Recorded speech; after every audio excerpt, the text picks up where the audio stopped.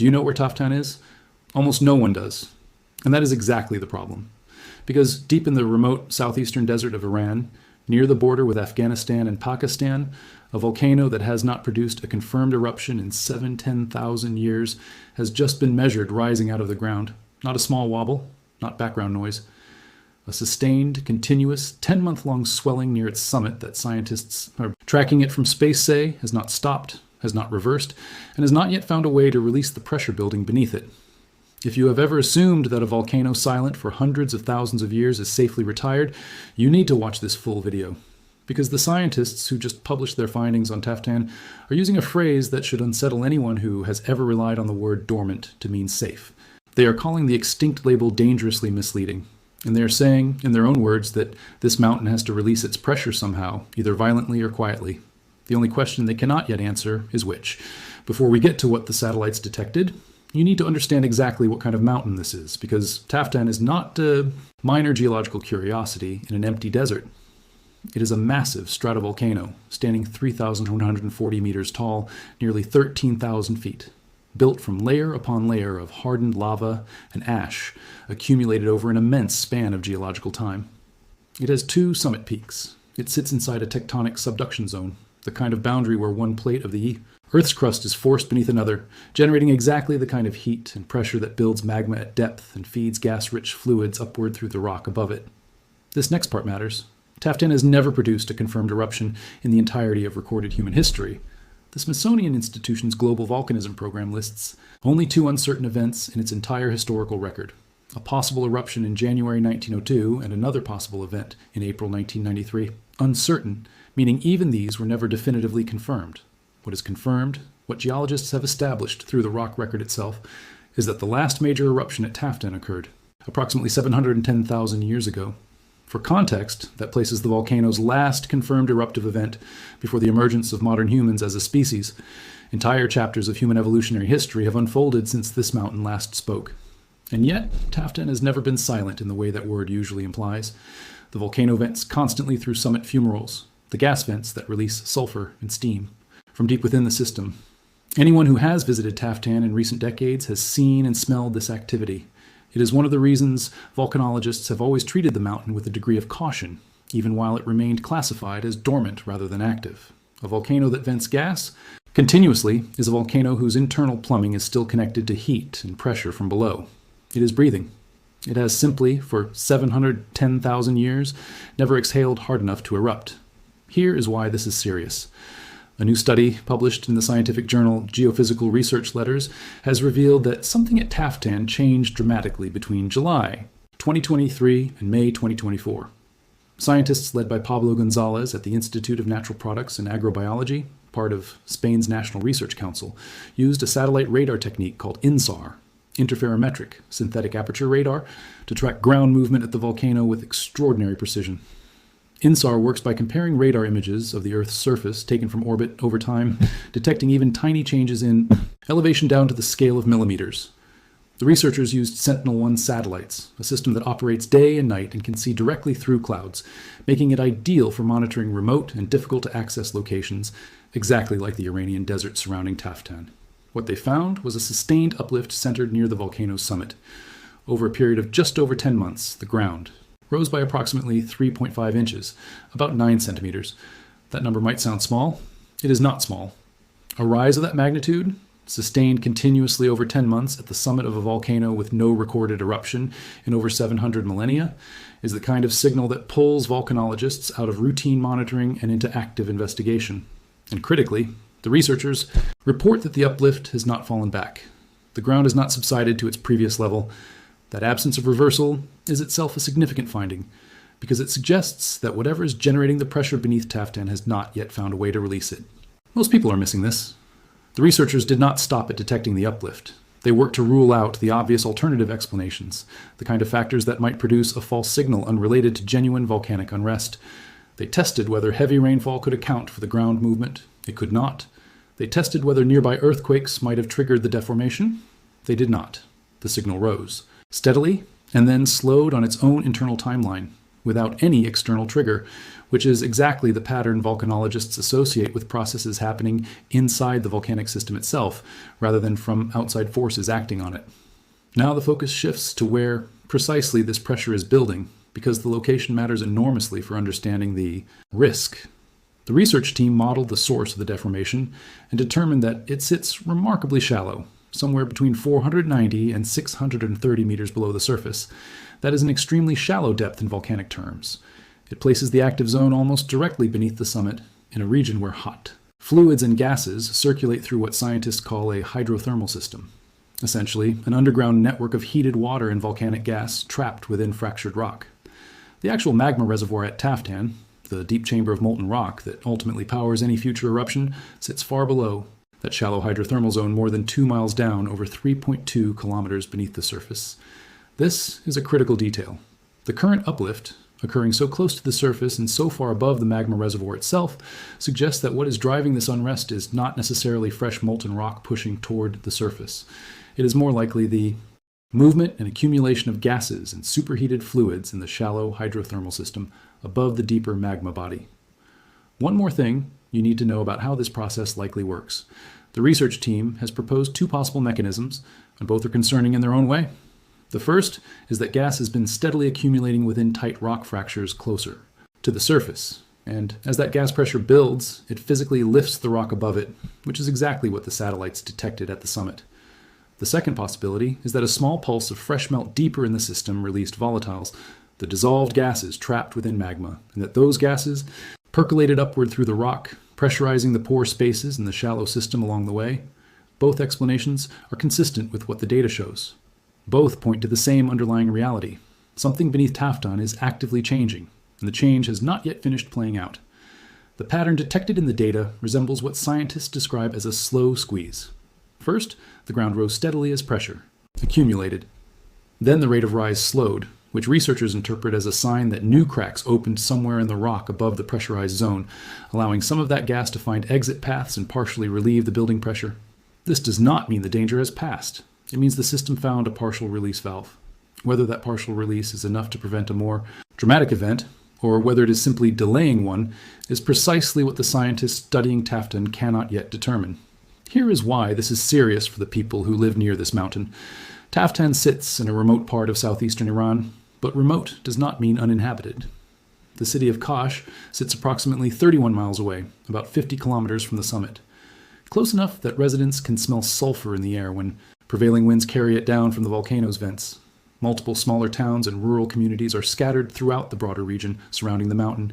Communities whose residents have lived their entire lives in the shadow of a volcano they understood as essentially extinct. This is where the scientific framing becomes critical. The research team studying Taftan was emphatic on one specific point, and it deserves to be repeated clearly.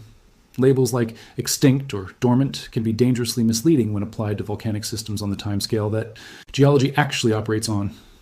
A volcano that has not erupted in 700,000 years can still be fully alive in every sense that matters, still connected to deep heat, still capable of building pressure, and still capable of releasing that pressure with little warning relative to the vast span of time it spent in apparent silence. The Smithsonian's own historical eruption record for Taftan covers barely a century of uncertain, unconfirmed activity. That sliver of recorded history tells us almost nothing about what a system operating on a 710,000 year cycle is actually doing beneath the surface right now. Consider the broader context that volcanologists point to when discussing exactly this kind of risk.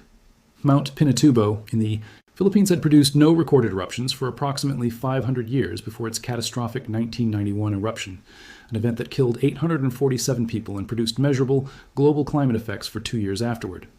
Pinatubo was widely regarded as effectively extinct by the communities living around it until the months immediately before it erupted, when escalating seismic activity and ground deformation forced evacuations that ultimately saved tens of thousands of lives. The parallel to Taftan is not that an eruption is imminent. The parallel is that long quiescence has repeatedly proven to be an unreliable predictor of permanent safety in volcanic systems around the world. What happened next in the research changes how scientists are now approaching Taftan specifically. Because the volcano is so remote and so sparsely monitored, it currently lacks the kind of on-the-ground instrumentation that volcanologists consider standard for active hazard tracking. There are no continuous GPS receivers installed on the mountain. There is no permanent network of seismometers listening for the small tremors that typically accompany magma or fluid movement at depth. Satellite radar, the very technique that detected this uplift in the first place, is currently the only systematic source of data available for a mountain that few people visit, but that several towns still flank. This next part matters because it explains exactly what comes next in the scientific response. Pablo Gonzalez, the lead researcher behind this discovery, has been direct about the purpose of publishing these findings. In his own words, the pressure building beneath Taftan has to release somehow in the future, either violently or more quietly, and the study is not intended to produce panic among the people living nearby. It is intended, in his words, as a wake-up call to authorities in the region to dedicate resources toward monitoring a mountain that has been essentially ignored by modern instrumentation, precisely because of its remote location and its centuries of apparent inactivity. The research team has outlined exactly what they believe needs to happen next. They are calling for continuous gas monitoring at the summit vents and surrounding slopes, tracking sulfur dioxide, carbon dioxide, and water vapor levels to determine whether the underlying pressure is continuing to rise or beginning to ease. They are calling for a basic network of seismometers and GPS units to be installed directly on the volcano, instrumentation that would allow scientists to detect small earthquakes and slow ground deformation with far greater precision and speed than satellite passes alone can provide. Even a modest monitoring setup, according to the researchers, would dramatically sharpen the timing of any future warnings and reduce the current blind spots that leave authorities relying almost entirely on space-based data that updates only periodically. Now, the focus shifts to what the most likely near-term hazard actually looks like, because it is important to be specific rather than vague about the risk. The primary concern at Taftan in the near term is not a Pinatubo-style explosive eruption sending ash miles into the stratosphere. The shallow depth of the current pressure source and the substantial distance between that source and the deep magma reservoir suggest the more immediate hazard is what volcanologists call a phreatic eruption, a steam-driven explosion that occurs when hot fluids and gases trapped underground suddenly flash into vapor and rupture violently through the surface. Rock above them. Phreatic eruptions do not require fresh magma to reach the surface.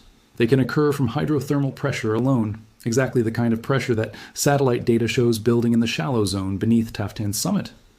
A phreatic eruption at Taftan would not produce the kind of globally significant ash column associated with the largest volcanic disasters in recorded history, but it would be genuinely dangerous for anyone in the immediate vicinity. These eruptions can launch rock fragments, scalding steam, and volcanic gas outward from the vent with little to no warning, because unlike eruptions driven by rising magma, phreatic events often lack the kind of clear seismic buildup that gives monitoring teams advance notice.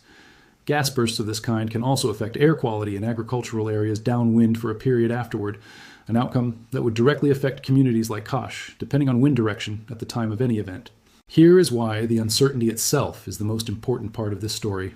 The researchers studying Taftan are explicit that none of what they have found demands that an eruption is coming. It does demand attention, because, as Gonzalez put it, the pressure needs a route out, and which route it chooses matters enormously for the people living nearby. The system could continue venting gas gradually through existing fractures, slowly bleeding off. Pressure over months or years without any dramatic event at all. Or the pressure could continue accumulating until it forces open a new pathway in a sudden energetic release. The data collected so far cannot distinguish definitively between these two outcomes. That is precisely why continuous monitoring, rather than a single satellite snapshot, is what the scientific team is now urging Iranian authorities to establish. Taftan sits within a tectonic setting that explains why this kind of long dormant system can still harbor genuine volcanic potential. The volcano formed where one tectonic plate is being forced beneath another in a subduction zone, the same fundamental process that generates magma at depth beneath volcanic arcs around the world, from the Cascades in North America to the volcanoes ringing the Pacific. That subduction setting creates a continuous supply of heat and melt-generating conditions deep beneath surface expression. Of that system has remained quiet. The long-lived gas vents at Taftan's summit are themselves evidence that heat continues rising from below, even through 700,000 years without a confirmed eruption. This is where it becomes important to understand what scientists mean when they say that not every volcano showing this kind of signal will ultimately erupt. Many volcanic systems around the world display slow ground deformation, periodic gas releases, and minor seismic unrest that never culminates in an actual eruption, sometimes persisting in this kind of holding pattern for decades. Other systems escalate rapidly from a similarly quiet baseline into significant eruptive activity within a matter of months, once the right combination of conditions aligns. The fundamental challenge facing volcanologists is that without dense, continuous monitoring data, distinguishing between these two trajectories in advance is extraordinarily difficult. That is exactly the gap that researchers are now trying to close at Taftan before any escalation, rather than after one. Think about what this means in practical terms for the months ahead. Scientists will continue analyzing satellite radar passes over the volcano, watching specifically for whether the ground begins to subside, which would indicate the pressure is easing and gas has found stable exit pathways, or whether uplift continues or accelerates, which would indicate the pressure is still building and the probability of a steam-driven event is rising. They will be watching for sharp increases in gas emissions at the surface vents. They will be watching for any uptick in small earthquakes beneath the summit, even subtle ones, because a shift in the pattern of microseismicity often precedes a more significant change in a volcanic system's behavior. None of these signals currently points definitively toward an imminent eruption. All of them, taken together, point toward a mountain that is no longer behaving the way a genuinely extinct volcano should behave. The broader lesson, extending beyond Taftan itself, is one that volcanologists have been emphasizing with increasing urgency across multiple research programs in recent years. Long repose periods, sometimes spanning tens of thousands or even hundreds of thousands of years, do not mean a volcanic system has lost its connection to heat and melt at depth.